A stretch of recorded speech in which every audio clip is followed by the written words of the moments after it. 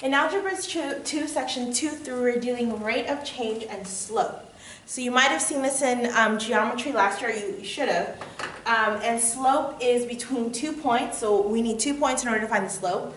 You have an x1, y1, x2, y2. It doesn't matter which way you label it as long as you keep them together. The equation of rate of change is the slope, which is labeled by m. So m represents rate of change / slope.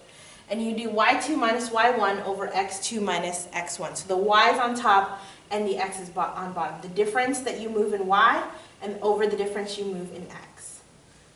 So for example, on number 1, they give us 2 points. I know that, we get kind of lazy and we don't want to label, but this is how mistakes happen. So to try to avoid mistakes, please make sure to label x1, y1, x2, y2. Now again, I can label this x1, y1 as x2, y2, but I have to keep them together. And I'm going to plug it into the equation.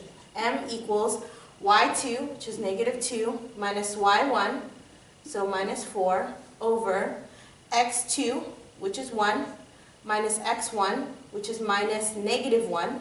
So keep that in mind. So negative 2 minus 4 is negative 6. This is 1 minus negative 1, which is 1 plus 1. So we have negative 6 over positive 2, which gives us negative 3. Right? So I have, the reason why this becomes positive 2 is because I have 2 negatives. So these 2 negatives together make a positive. So I have 1 over 1, and then negative 6 divided by 2 gives me negative 3. The next one is my slope. Now, I have to find any 2 points. It can be any 2 points. I'm going to find this point right here and this point right here. In your book, it's probably easier to find. But this one would be 0, so negative 1 comma 0.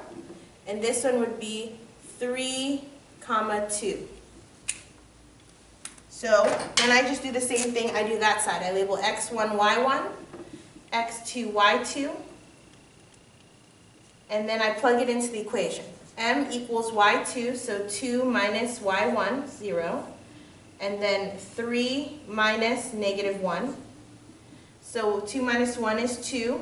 Then 3 plus 1. So we end up with 2 over 4, which gives me 1/2. So that means I'm going to go from here, up 1 over 2, up 1 over 2, and that should be my slope.